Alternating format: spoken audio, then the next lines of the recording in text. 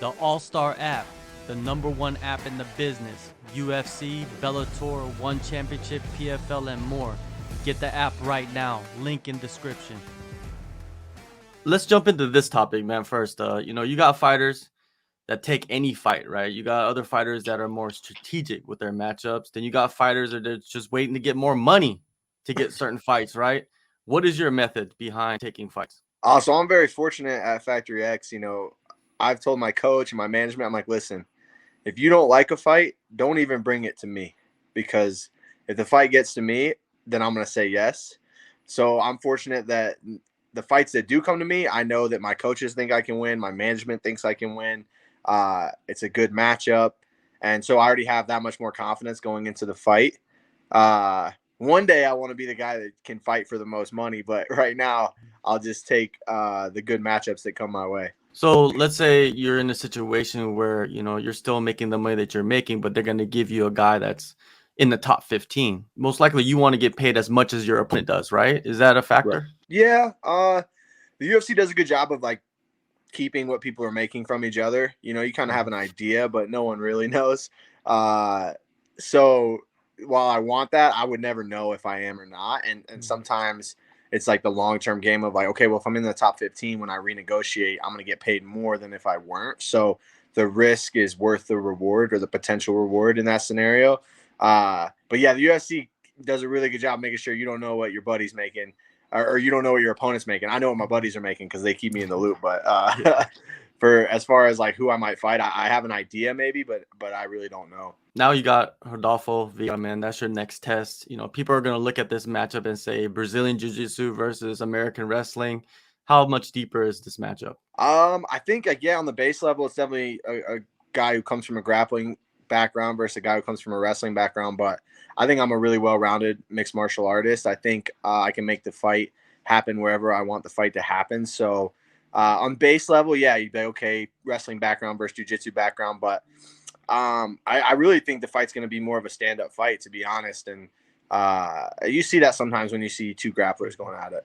In your last two fights, ahead of your last two fights, did you feel the same way that you were going to be able to dictate where the fight ended up? Yeah, for sure. I always feel like I feel like I'm well rounded, like I said, and I'm comfortable wherever the fight is. So that allows me to dictate. Like, I'm not scared to go anywhere. I'm not scared to fight on the feet. I'm not scared or feel uncomfortable to take it to the ground, obviously. And I think that allows me to dictate where the fight happens, and that's a huge benefit for me. When you look at Vieira's UFC run, he's 3-2, right? All three wins are submissions. Outside of just getting submission wins, right? Do you see like a similar theme, how he has performed or how he has reached that point of getting a submission? Yeah, I think he comes out hot. He has a good pace in the very beginning of the fight, and he's strong, explosive, athletic. He brings a lot of things to the table, but and I think he's getting better. That's the other thing. He hasn't been fighting a super long time. I think he made his pro debut when I made my amateur debut, both in 2017. So he's kind of a young buck when it comes to MMA. I know he has a ton of jiu-jitsu experience, but it's a different sport. So he's kind of learning on the job. And I've noticed he has made huge improvements in his striking and in his cardio and the things that you could knock him for. So I expect the best version of Rodolfo Vieira when I fight him. And I'm looking forward to it. I really feel like I do a good job of rising to the occasion. The better my opponent is, the better I'm going to fight. I've always been that way my whole career. So I'm looking forward to it. Yeah, it seems like after the Hernandez fight, right, where everybody was, yeah, I believe he was undefeated heading into that fight, and his gas tank just like went, it was gone at the second round, right, and then he came back in the next fight, and his gas tank he went all three rounds pretty much. So you do see that, right? You do look at those little details, right? Yeah, for sure. And he changed his style, and I think it's tough when you're undefeated and you've run through everybody, because when he fought Anthony Hernandez, he came out a guy that had no respect for Anthony Hernandez. He came out, rushed the takedowns, tried to get to the ground immediately, and it was a super taxing game plan. But for a guy that has finished everybody that he's fought by submission, I'm sure he was like, I'm just going to take this guy down, submit him, keep the streak going. And Hernandez is tough. He's well rounded. He presented some problems, and Rodolfo gassed himself. He started getting tagged on the feet, which is probably the most taxing thing. Everybody thinks like, oh, this guy not coming in good shape, but it's different when you're getting punched in the face. Your gas tank goes extremely quick. And yeah, I've noticed that he's made huge improvements to his gas tank and to his striking. He won a round against Chris Curtis. Chris Curtis is a super legit striker. So I don't want to knock the guy, man. I think he's getting a lot better, and yeah, I'm excited for the fight. For sure. And you're riding back-to-back first round finishes, man. And that's not a lot of time to show, what you've been building up in your skill set. But when you look back at those fights, do you see little like little details or little mistakes that you can pinpoint and improve on? Yeah, definitely, man. I feel like I have a ton to learn, a ton to get better at. Um, and it's always nice, like coach always says, like hide behind wins. I want to hide behind my wins and get better. And maybe I'm lucky that I haven't had to show my whole game and all the improvements I'm making. And but yeah, I just want to get better. And those fights, yeah, I feel like they were good performances. Maybe not even the first one I won. It wasn't really a great performance, but I found a way to win. And I feel like when I really put it together, I'm going to have a performance that people are going to be like, wow, man, that kid's getting a lot better. And I'm hoping it'll be this one. Yeah, it seems like your last two opponents, they're like quick starters. You know what I mean? They wanted you to get into the storm quickly and to see how you react. I feel like this, Vieira is going to be a little bit different, right? You're going to be able to maybe show more of your overall skill set in this fight. Yeah, I think it's like I said, it's a fight where I can kind of dictate where the fight's going to take place, and I feel like yeah, those guys were quick starters, and I'm never scared to go into the storm. I'm never scared to enter the fire, and sometimes that can be a downfall. Sometimes that leads to those crazy fights where you're not really showing your full skill set. And this fight, like you said, it's going to be a little slower paced, I think, especially to start. But I think it'll turn up pretty quick, man. I feel like I'm a finisher. I go look for the finish in most of my fights, and whether that be on the feet or the ground. And when you have that style, it usually leads to really exciting fights that are high paced. Once someone gets cracked, right, it becomes a different Yeah, game. exactly. Once you get smacked in the mouth, you're either like, okay, I want to go get that one back, or I want to take him down, or it definitely makes you make a decision quickly on what you're gonna do. For sure. And you came into the UFC with only 7 pro fights. So you're basically growing up inside that octagon, right? You've seen many guys come in with similar records, sink, get cut, lose. How ruthless is this game right now? Oh, it's the most ruthless, man. And MMA is such a different sport because, like in football, the better team's going to win 8 out of 10 times. You can pretty much say this team's better, they're going to win. In basketball, same thing. In MMA, the better fighter might win 6 out of 10, maybe. It's closer to 50-50, I bet you. So that's what's crazy about this sport is, you just got to be good for that night, and that's how you get it done. But yeah, I feel like I'm learning at a good pace, and I feel like that's because I'm super coachable and I really work very hard, and I have great people around me. I have a lot of vets around me, like Dustin Jacoby and people like that who I get to, like, when I go corner them, it's like I always say, it's like a practice run for me. I get to deal with all the nerves. I get to make the walk. I just don't take the damage. So I'm making tons of walks in that UFC setting, and I feel like that's helped me a lot to grow and get better. Yeah, that was a question I was going to bring up as well because I've been seeing you in the corner a lot, not just in UFC fights. I mean, you're cornering guys in other promotions as well. It's super beneficial, it seems like, for a guy that doesn't have as much experience, at the pro level. Sometimes you see guys that don't corner anybody. You see that? You think that's a mistake? I think it's it's hit or miss. I love coaching. I coached college wrestling. It's always been a passion of mine. I love the sport. I feel like I have something to offer. Um, but I have teammates that's just not their gig, man. They don't really want to invest into other guys that way. Like, not that they don't care, but that's just not the way they're going to invest. And I get that because it takes a lot from you. Like, we had a bad weekend, me and the team, this last weekend, and I'm still bummed. It's Monday. I'm bummed. I feel bad for those guys. It's heavy on my heart, and that's tough to do because I got to get ready to go fight in 2 weeks. And you want to be riding high on the momentum, but it's another thing you got to learn to deal with. Excuse me. It's another thing you got to learn to deal with, and that's a bet in the long run. It's a benefit, I think. Yeah, talking about last weekend, Dustin Jacoby, man, he loses a split decision to Khalil Roundtree. A lot of controversy surrounding that. You know what I mean? Once there's some kind of decision like that, the social media blows up. What is your take on that fight? I guess for me, the biggest thing that I just question is I understand the criteria, right? I understand damage is number one, but I guess I just don't understand the criteria for damage. Like, are we saying black eyes are damage? Are we saying that punch looked hard is damage? To me, damage would be a knockdown, obviously, or this guy is visibly hurt, and you can tell when someone's visibly hurt. In that fight, neither guy was visibly hurt. Neither guy got a knockdown, and then to me, then I just don't understand what the point of significant strikes are if we're going to say, other than shots that knock people down or visibly hurt them, they're not more significant, right? There are significant strikes, and then there's knockdowns, and there's obviously hurting people. I just don't understand the damage criteria, I guess, because if we're going to say his face looked worse after the fight, I think that's a terrible method to determine damage. You got guys that have 40 fights, and they get in there in a hard gust of wind, and their face is going to be broke open. So it was definitely unfortunate. And the problem is, and what really sucks is both those guys had an amazing performance. Both those guys had a great fight, super entertaining. And it's neither one of their faults, the decision.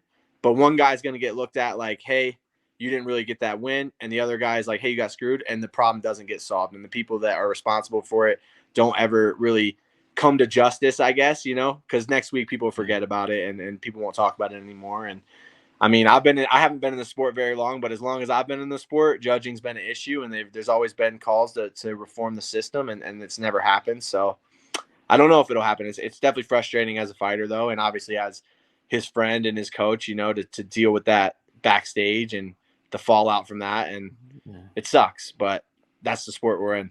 Yeah, I think that's a common theme for a lot of fighters and coaches as well, is that nobody's accountable. Nobody. You know what I mean? It's like fighters are accountable, coaches are accountable, referees are accountable, but judges are not accountable. It's like they're like the Teflon Don, you know what I mean? Like they can't, they can't get touched. It's weird, right? Like it's why crazy is it that way?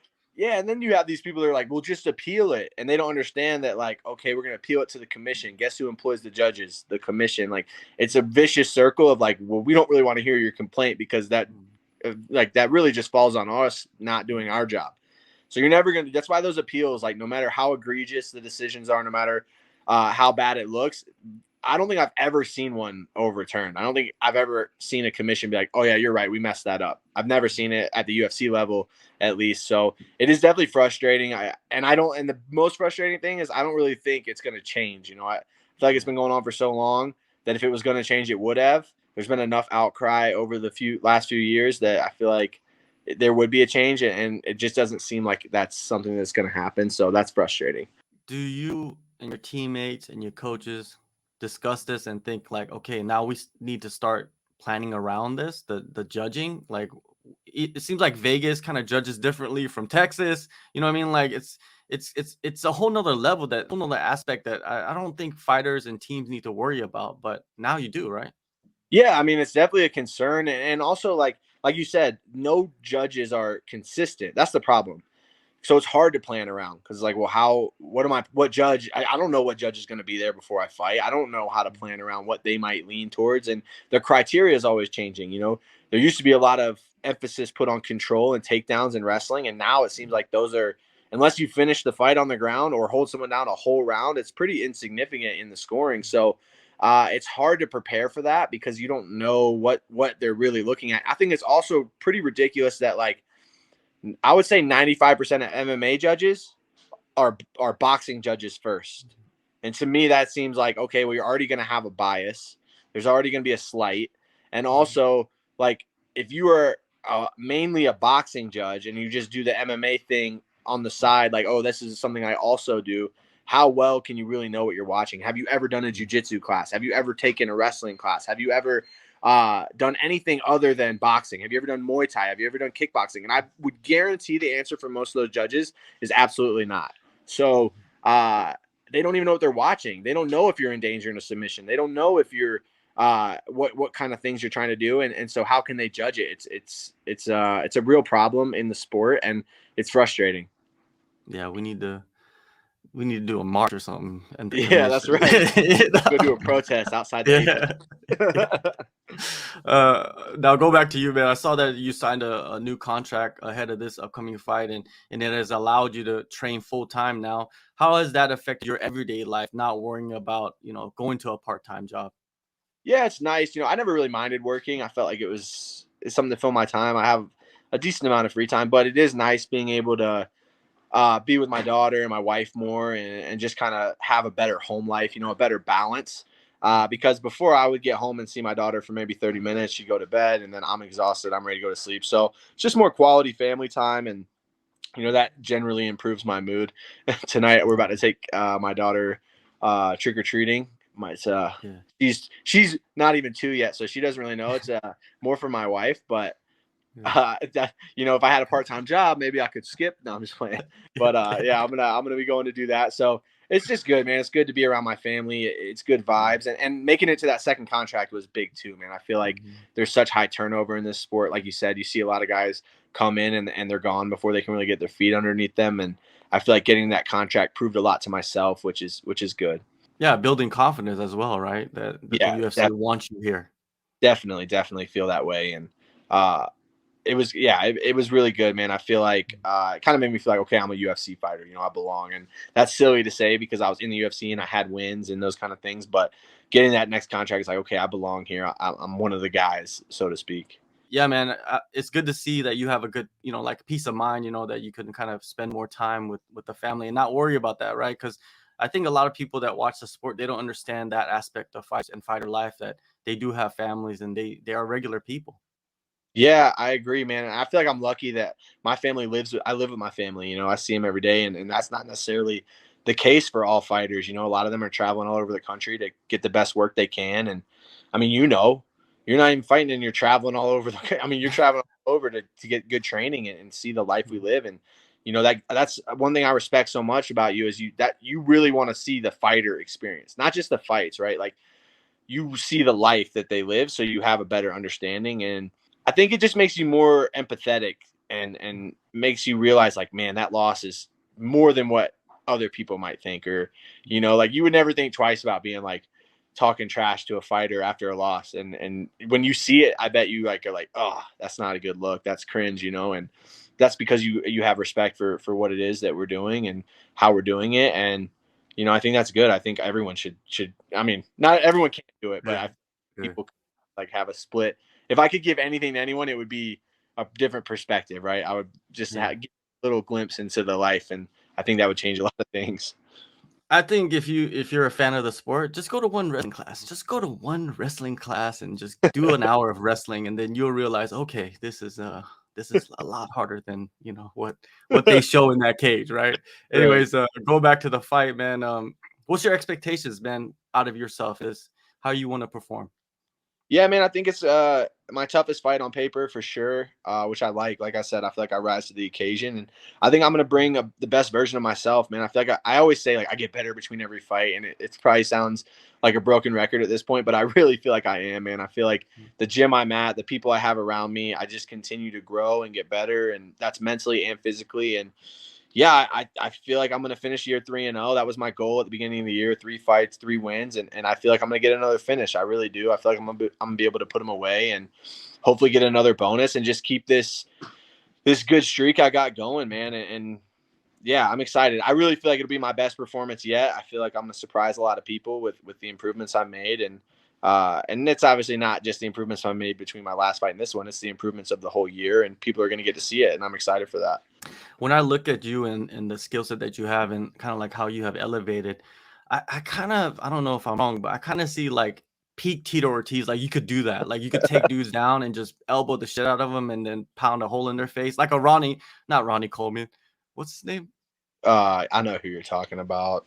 Yeah, the Mark, king of ground and pound, right? The yeah, king Mark of ground Coleman. and pound. Mark Mark Coleman. Coleman. Yeah, like Yeah. that. Do you Mhm. see that a little bit in yourself? Like that Yeah, style? man. I feel like ground and pound is something I really want to get better at because I feel like I can take most people down. And it's Mm, just that style of fight, I feel like really suits me. The up down. I want to honestly, I want to fight like he's in my division. I don't know if I should say this because I might probably end up having to fight him, but I want to mm, fight like Fluffy Hernandez, Anthony Hernandez, man. That guy's so impressive. He's one of the few guys in the division that weaponizes his cardio. His up mm, down is awesome. His ground and pound is awesome.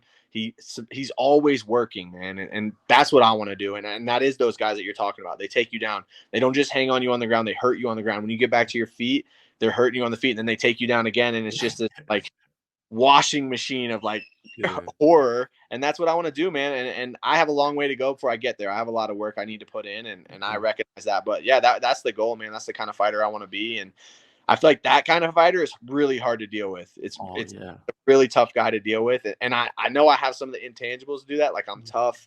I will never quit on myself. I know that. And so now it's just putting the pieces into place skill wise. Washing machine of horror. I've never heard that before. That's good. That's good.